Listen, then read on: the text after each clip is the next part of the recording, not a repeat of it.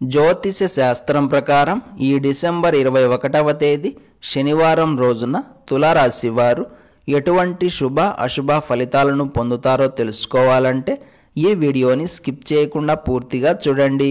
అలాగే తప్పకుండా మా ఛానల్ని సబ్స్క్రైబ్ చేసుకోండి. ఈ డిసెంబర్ 21వ తేదీ శనివారం రోజు తులారాశి వారికి అన్ని విధాల కాలం అనుకూలంగా ఉంది. నక్కతోక తొక్కారు అని స్పష్టంగా చెప్పవచ్చు. పట్టిందల్లా బంగారంలా ఉంటుంది. 1, 2 అని తేడా లేకుండా అన్ని రకాల వ్యవహారాల్లోనూ ఈరోజు మీరు అద్భుతమైన శుభ ఫలితాలను పొందుతారు. ఒక్క మాటలో చెప్పాలంటే అన్ని రంగాల వారికి, అన్ని వృత్తుల వారికి, స్త్రీలకు, విద్యార్థులకు, వృద్ధులకు ఇలా అందరికీ ఈరోజు యోగదాయకంగా ఉంటుంది. ఇందులో మాత్రం ఎలాంటి సందేహం లేదు. మొక్కుబడులు చెల్లించడానికి చేసే ప్రయత్నాలు కలిసి వస్తాయి.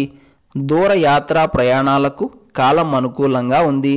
ఈరోజు చేసే ప్రయాణాలు మీకు ఆనందాన్ని కలిగిస్తాయి. ఆధ్యాత్మిక కార్యక్రమాల్లో పాలు పంచుకోవడం వలన మానసిక తృప్తి లభిస్తుంది.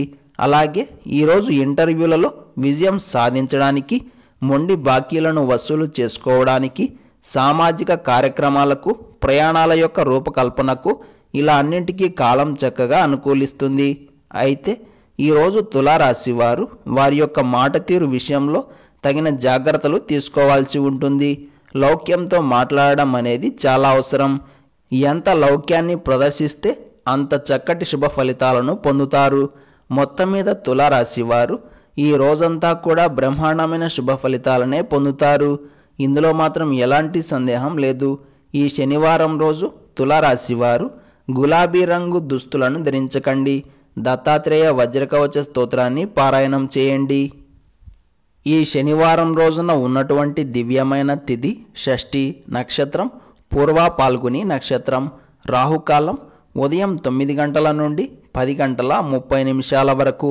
యమగండం మధ్యాహ్నం 1 గంట 30 నిమిషాల నుండి 3 గంటల వరకు. అలాగే ఈ రోజు యొక్క శుభ సమయాలు ఉదయం 10 గంటల 50 నిమిషాల నుండి 11 గంటల 50 నిమిషాల వరకు. మళ్ళీ సాయంత్రం 6 గంటల నుండి 6 గంటల 37 నిమిషాల వరకు. ఈ రోజు యొక్క పంచాంగం ప్రకారం పెళ్లి చూపులకు, నిశ్చితార్థాలకు, అగ్రిమెంట్లకు, మొక్కలు నాటడానికి, ఫిర్యాదులకు కాలం అనుకూలంగా ఉంది. ఈ శనివారం రోజు మీరు చేసే పనులు విజయవంతం కావాలన్నా, ఎటువంటి ఆటంకాలు, ఇబ్బందులు లేకుండా ఉండాలన్నా మీ ఇష్ట దైవాన్ని ఆరాధన చేసి 11 తెల్ల పువ్వులను సమర్పించి దినచర్యను ప్రారంభం చేయండి. రోజంతా శుభప్రదంగా సాగుతుంది. అలాగే జై రామ జై జై రామ అంటూ ఆంజనేయ స్వామివారి చిత్రపటం ముందు కూర్చొని 108 సార్లు స్మరణ చేసిన మంచి ఫలితాలు ఉంటాయి. ప్రతి ఒక్కరూ ఓం కృష్ణాయ వాసుదేవాయ నమః అనే మంత్రాన్ని పదే పదే జపిస్తూ ఉండాలి. ఈరోజు సాయంత్రం విష్ణు ఆలయాన్ని కానీ, ఆంజనేయ స్వామివారి ఆలయాన్ని కానీ దర్శించుకొని రావి చెట్టుకు మరియు వేప చెట్టుకు చెంబుడు నీరు పోసి 7 ప్రదక్షిణలు చేస్తే కుటుంబంలో ఉన్న గొడవలు, గందరగోళాలు తొలగిపోయి ప్రశాంతత నెలకొంటుంది.